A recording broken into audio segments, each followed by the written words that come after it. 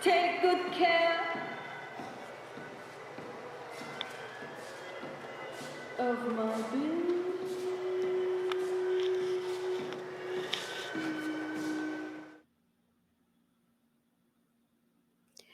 The song that you heard is titled Bush Lady, and it is made by Alanis Obosoawin, who was born near Lebanon, New Hampshire in 1932.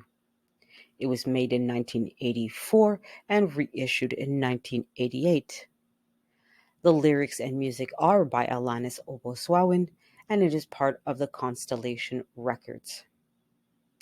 Activist and pioneer Alanis Obosoawin is one of the most acclaimed Indigenous filmmakers in Canada. She's also a singer, a writer, and an artist. She has directed more than 50 films with the National Film Board, focusing primarily on the legends, experiences, memories, and sufferings of her own Wabanakis nation, as well as other Indigenous communities, in addition to political conflicts with provincial and federal governments.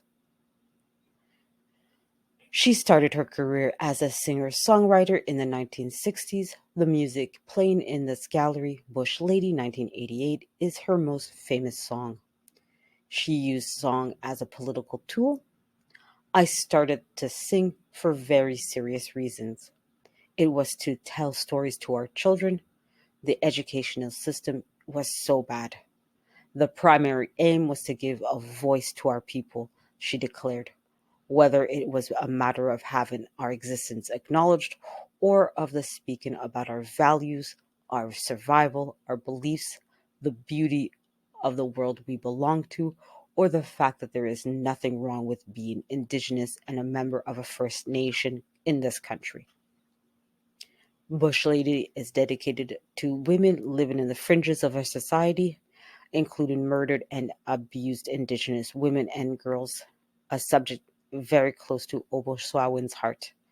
Knowledge is a treasure. We don't have to wait for the government or the church to come to our aid. The aid is part of us, of our own knowledge. I am very happy to be alive today, for I see a difference. Today, all over Canada, people listen to us and don't judge us before knowing. The interest we arouse is much deeper than hope, she asserts now.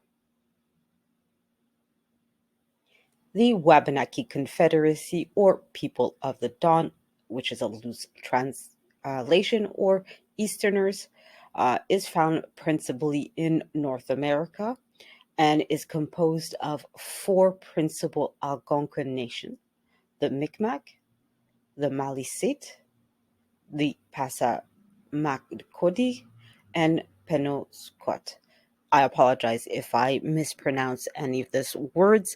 So if I did mispronounce, please correct me in the comments. I definitely don't mean any disrespect. These are not words that I'm used to pronouncing. So I apologize.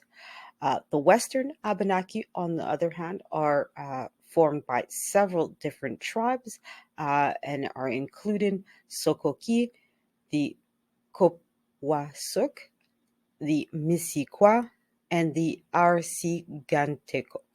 So again, I apologize if I mispronounce these words. I'm not used to them, like I said. So if somebody wants to correct me in the comments or make a video saying, hey, she stole my thunder, this is how you properly pronounce these terms, please do so. I definitely don't mean to be insulting. These nations were obviously a lot more. There were many other tribes, but through the history, many of these tribes were massacred, and some of the cases, the ethnic labels were changed, or through tribal consolidations. So there were a lot more tribes that were part of this confederacy, but things have changed over time.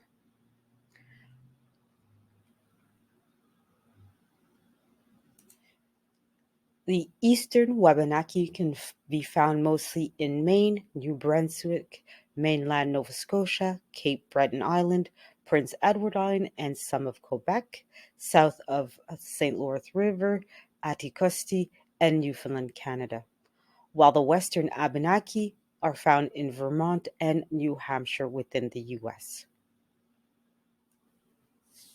I really enjoyed hearing the song at the Montreal Museum of Fine Arts.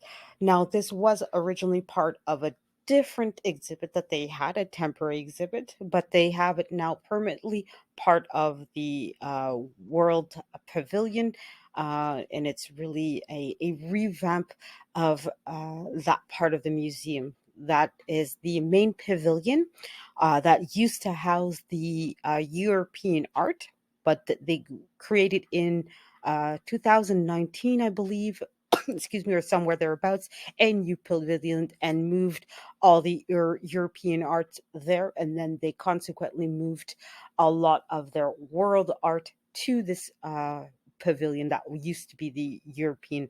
So they revamped a lot of things. I really enjoyed hearing it. It really, especially in that it's a little section, a little part of that larger pavilion, but it really gives a good atmosphere. And the pieces in there are all to do with Native Americans and First Nations people. So it really gives the right kind of atmosphere, the right kind of tone, and really acknowledges the importance of these people, both here in Canada and in the United States, but also a good shout out to all the Aborigine people and First Nation peoples across the globe, because obviously Canada and the US are not the only countries with a First Nation or Aboriginal people. Obviously, these are peoples that are found all over the world. So please, if you go to a museum, look for their these kinds of sections and see if there's music playing and if they give credit to the people and individuals that deserve it. I really, like I said, enjoyed it. It really gives a good relaxing atmosphere. You really want to stay and look at the pieces in this little section and really try to understand and learn more about each piece while you're listening to the music.